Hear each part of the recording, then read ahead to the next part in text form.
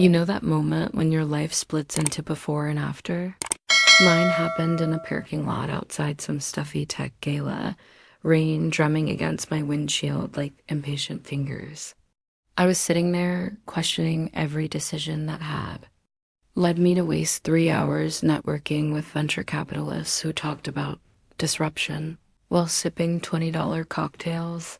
That's when I saw her. She was leaning against a rusted Honda Civic, soaked to the bone, methodically eating what looked like dinner rolls. Not just a whole stash of them like she was preparing for the apocalypse. The sight was so absurd, so beautifully human after hours of corporate theater, that I found myself rolling down my window before I could think better of it. "You hungry or just a really dedicated bread enthusiast?" I called out immediately, regretting how that sounded. She looked up, and those eyes still gray and sharp enough to cut glass fixed on mine.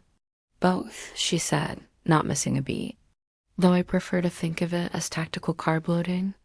I laughed, actually laughed, which hadn't happened in months. "Mind if I ask what you're loading up for?" She held up one of the rolls, examining it like it held the secrets of the universe. "Well, considering I just crashed that gala hoping to network my way into a coding scholarship, and the closest I got was a waiter asking if I wanted more champagne, I'd say I'm loading up for disappointment." There was something in her voice, not self-pity, but a kind of dry acceptance that made my chest tight. I'd spent the evening watching people throw around money like confetti, and here was someone who'd snuck into the same event for scraps of opportunity. "Get in," I said, surprising myself. "It's pouring, and honestly, you're the most interesting person I've met all night." She studied me for a long moment, rain dripping from her short dark hair. "You sure? I might be a serial killer, or worse, a PHP developer. I'll take my chances." That's how Michaela Rodriguez ended up in my passenger seat, dripping on my leather upholstery and demolishing my assumptions about everything. She told me her story in pieces ex-Marine, honorably discharged after an IED took out her convoy in Afghanistan. She'd been couch surfing since coming home, burning through the few connections she had while trying to pivot into tech. The gala had been her Hail Mary, a last-ditch effort to find someone willing to take a chance on a veteran with more determination than credentials. "I know a boot camp," I heard myself saying. "Full-stack web development. I could sponsor you." The words hung in the air between us like a challenge. She turned to look at me, really look, and I saw something crack in that carefully constructed armor. "Why?" she asked, and it wasn't gratitude I heard in her voice, it was suspicion. I should have had an easy answer. Should have said something about giving back, about supporting veterans, about corporate social responsibility. Instead, I found myself telling the truth. "Because you didn't look at me like I was broken when I told you about my ex leaving. Because you made me laugh when I'd forgotten how. Because ... mente." I trailed off, not ready to name the electricity I felt every time our eyes met. She was quiet for so long I thought I'd blown it. Then she nodded, just once. "Okay, but this isn't charity, got it. I pay you back one way or another, deal?" 2 weeks later, she was camped out on my couch, turning my tidy apartment into mission control for her coding education. I'd expected awkwardness, maybe some tension around boundaries. What I got was Michaela at 2 a.m., hunched over her laptop, and nothing but a tank top and boxer shorts, absolutely destroying JavaScript exercises while I pretended to work on my own projects. The pretending got harder every night. She was beautiful in this unself-conscious way, all sharp angles and soft curves, with tattoos that told stories I was dying to hear. There was one on her shoulder blade, a compass rose with coordinates, that I caught myself staring at when she'd stretch, arms above her head, working out the kinks from hours of coding. "You're staring," she said one night, not looking up from her screen. "I'm not staring, I'm observing. It's different." Sure it is. She saved her work and turned to face me. So, what are you observing? The question caught me off guard. We'd been dancing around this thing between us for weeks. This tension that crackled every time we accidentally touched. Every time she'd lean over my shoulder to look at my code, and I'd catch her scent something clean and warm and utterly distracting. I'm observing, I said carefully, that you're brilliant, that you pick up concepts in days that take most people weeks, that you code like you're diffusing a bomb-focused, methodical, fearless. And I'm observing that I've never had a roommate who makes me want to cook dinner just to see them smile. She went very still. Jamie dot dot dot double. I know. I know this complicates things. You're here to learn, to get back on your feet, and I'm supposed to be helping, not what? Not falling for you. The words hung between us like a confession. She closed her laptop with a deliberate click, and for a moment I thought she was going to pack up and leave. Instead, she looked at me with those storm gray eyes and said, "Good thing I'm not some fragile thing that needs protecting from feelings." What are you saying? I'm saying I've been fighting this for weeks. I'm saying every time you bring me coffee without being asked, every time you explain a concept without making me feel stupid, every time you look at me like I'm something worth seeing, I feel it too. Feel what? That spark? That, oh shit, this is dangerous feeling. That maybe I'm not as broken as I thought. She was across the room in 3 steps, and then her hands were in my hair and her mouth was on mine, and everything I'd been trying to keep professional went up in flames. She kissed like she coded intense, focused, like she was solving a problem that had been bothering her for weeks. When we broke apart, both breathing hard, I rested my forehead against hers. This is probably a terrible idea. Probably, she agreed. But you know what? I've had enough of playing it safe. That night, she didn't sleep on the couch.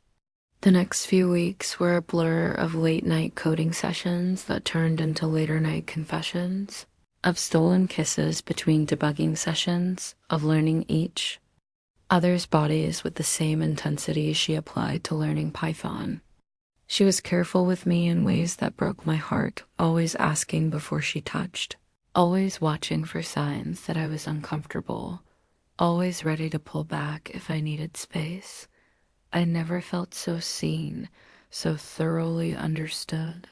She learned my tells, my triggers, the way I'd shut down when overwhelmed and need exactly 17 minutes of silence before I could function again. She learned that I took my coffee black but my feedback with sugar, that I was secretly terrified of being abandoned again, that I'd rather code for 14 hours straight than admit I needed help. And I learned her the way she'd wake up in. A cold sweat from nightmares she wouldn't talk about. The way she'd trace my scars, physical and emotional, with reverent fingers. The way she'd mutter in Spanish when she was frustrated with her code. I learned that she'd joined the Marines to escape an abusive home, that she'd lost 3 friends in that IED explosion, that she carried guilt like a stone in her chest. Why coding? I asked one night, tangled in sheets that smelled like us. Out of all the things you could do, why this? She was quiet for so long I thought she'd fallen asleep. Then, because code is honest. It doesn't lie, doesn't play games, doesn't pretend to care about you while planning to leave. It either works or it doesn't, and when it doesn't, there's always a reason. A fix. People aren't code, Michaela. No, she agreed, pressing a kiss to my collarbone, but maybe that's okay. Maybe messy and complicated and impossible to debug is exactly what I need. Everything was perfect until it wasn't. The nightmare came on a Tuesday, 3 months after she'd moved in. I'd gotten used to the small sounds she made and her sleep little whimpers and Spanish words. I couldn't understand, but that sounded like prayers. But that night was different. That night, she woke up screaming. I found her in the living room, back against the wall, eyes wide and seeing things that weren't there. When I reached out to touch her, she flinched away like I'd burned her.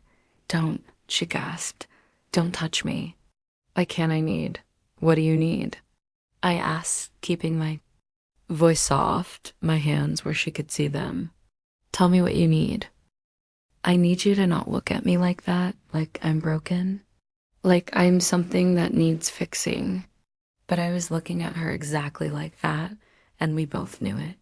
I was looking at her like she was fragile, like she might shatter if I said the wrong thing. And maybe that was the problem. Maybe I'd been looking at her that way all along, and she'd been too polite to call me on it. I'm not broken, she said, and her voice was steady again, controlled. I'm dealing with shit, yeah. But I'm not your project, Jamie. I'm not some wounded bird you get to nurse back to health. I know that. Do you?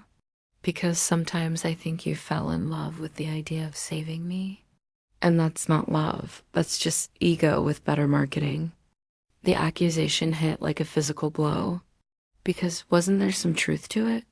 Hadn't I felt good about myself, playing the generous benefactor? Hadn't I enjoyed being needed, being the stable one, the one with answers? That's not fair, I said, but it sounded weak even to me, isn't it? She ran her hands through her hair, frustrated. You sponsored me for coding camp. You gave me a place to stay. You bought me clothes when mine were falling apart. You fixed my laptop when it crashed. At what point do I stop being your girlfriend and start being your charity case? You know, it's not like that, do I? Because from where I'm sitting, it looks like you get off on being the savior. And maybe that worked for a while, but I'm not drowning anymore, Jamie. I don't need saving. I need an equal partner, not a patron saint. The words hung between us like a gauntlet thrown down. And the hell of it was, she wasn't entirely wrong. I had enjoyed being needed. I had gotten a little high off being the one with resources, with connections, with stability. But that didn't mean my feelings weren't real. So, what are you saying? I asked, that this was all some kind of transaction, that you were just grateful. Her face went very still. Don't you dare minimize what I feel for you. Don't you dare suggest that I've been faking anything. I love you, Jamie. I love your ridiculous coffee addiction and your tendency to explain things I already understand. And the way you get this little wrinkle between your eyebrows when you're debugging. I love that you see potential in people and that you're willing to take risks on them. That love isn't supposed to come with power imbalances. Love isn't supposed to make you feel small. I never meant to make you feel small. I know, and that's what makes this so hard. She was quiet for a long moment, and I could see her working through something, the way she did when she was tracing through particularly complex code. The boot camp ends in 6 weeks, she said finally, and then I need to figure out what comes next for both of us. What does that mean? It means I need to know that you can love me as an equal, not as a project. It means I need to prove to myself that I can stand on my own before I can stand with you. It means. She trailed off, and I saw her walls going back up, that careful distance she'd maintained before we'd gotten tangled up in each other. It means maybe we need some space, she finished. The words hit me like a physical blow. You're leaving. I'm giving us both time to figure out what this really is. Whether it's love or rescue fantasies or just really great chemistry. It's love, I said desperately. Michaela, it's love. Messy and complicated and impossible to debug, remember? She smiled then, sad and soft. I remember. But love isn't enough if it's not between equals. And right now, I'm not sure we are. The next 6 weeks were torture. She stayed, but not really. She was cordial, focused on her studies, careful not to touch me accidentally.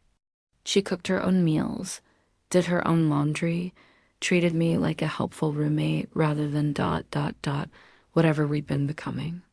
I wanted to fight it, to push, to demand we talk this through. But every time I opened my mouth, I heard her words. I need to prove to myself that I can stand on my own. And I realized that pushing would only prove her point about the power imbalance. So I watched her throw herself into coding with single-minded determination. I watched her build a portfolio that was better than anything I'd seen from bootcamp graduates. I watched her prepare for interviews with the kind of tactical precision she'd probably once used to plan military operations.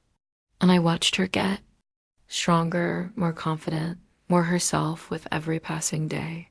The job offers started coming in during her final week. 3 of them, all good companies, all offering respectable salaries for junior developers. She'd done it, she'd clawed her way from rock bottom to having actual choices about her future.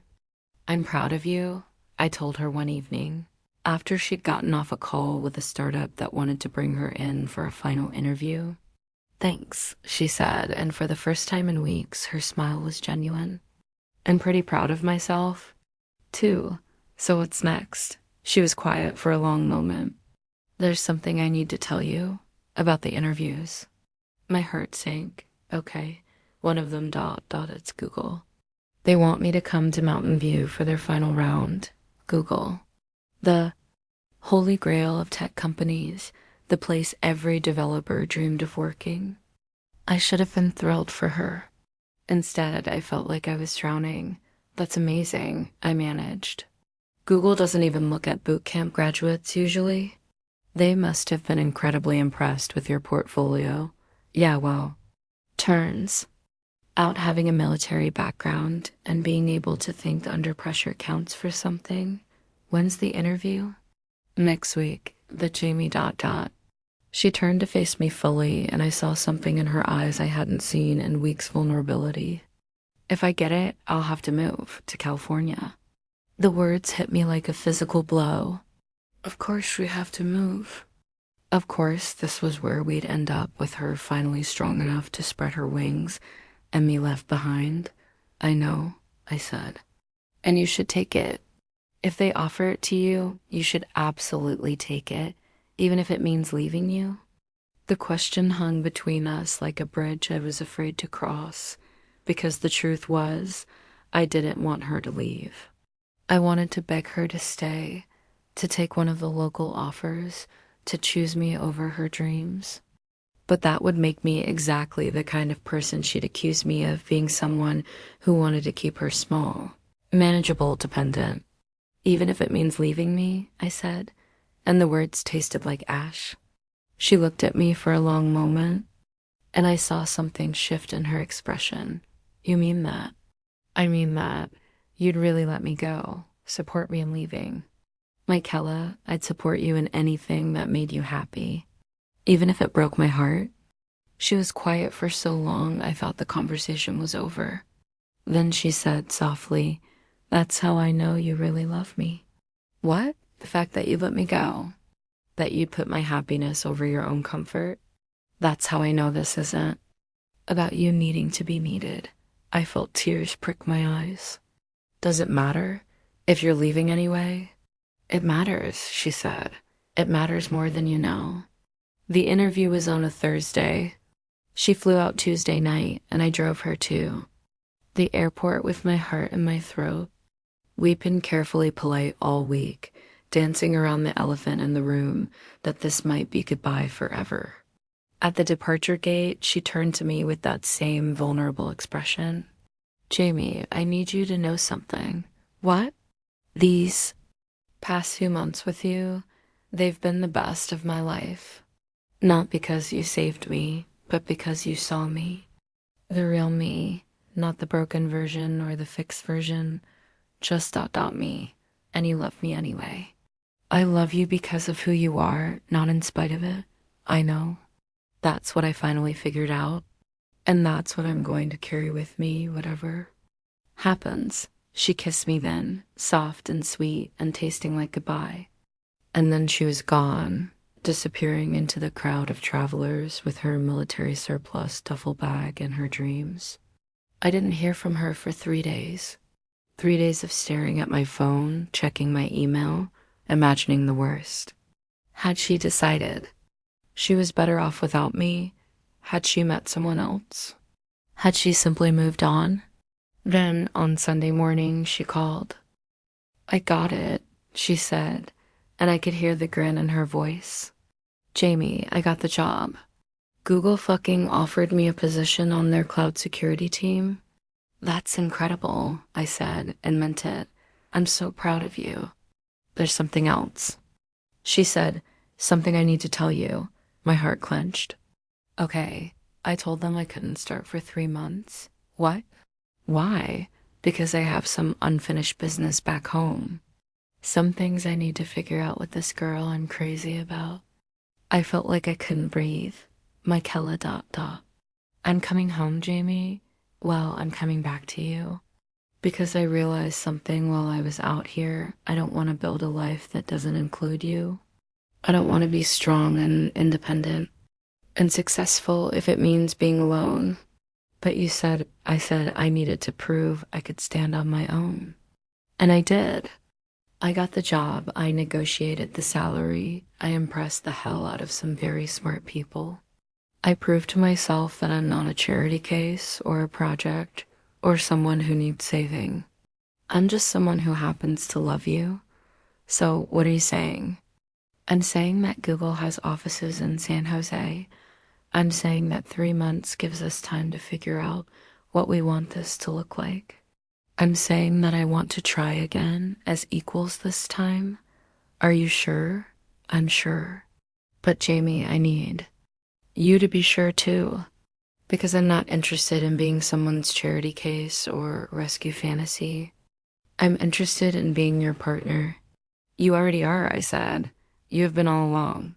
I just needed to get out of my own way long enough to see it. Good, she said.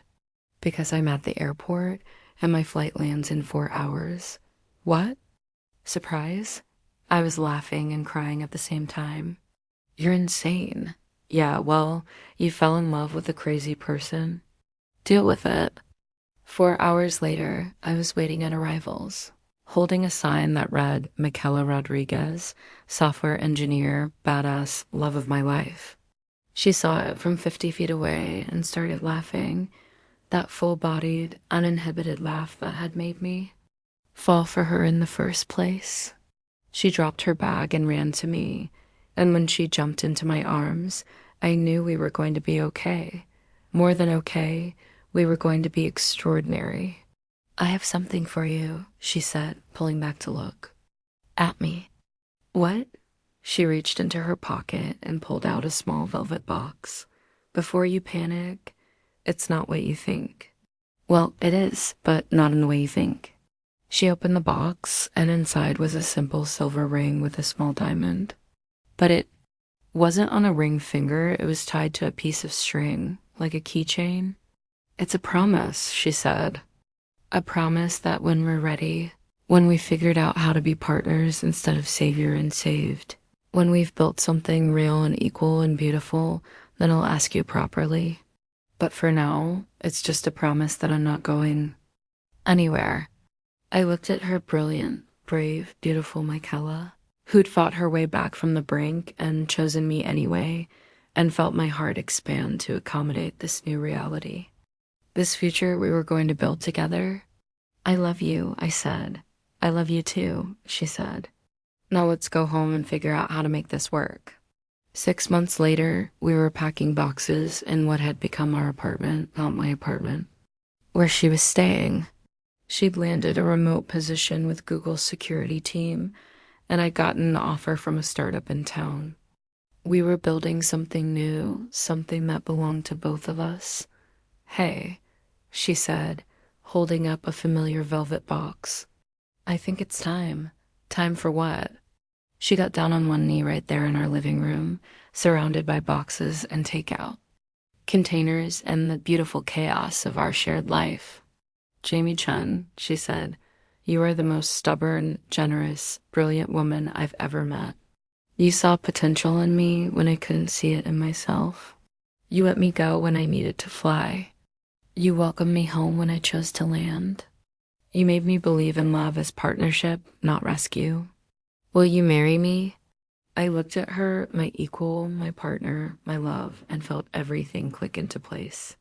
All the broken pieces, all the false starts, all the fear and doubt and hope. It all led here to this moment, to this choice. Yes, I said, obviously, yes. She slipped the ring onto my finger and it fit perfectly. Of course it did. She'd been paying attention all along, learning my preferences, my tells, my heart.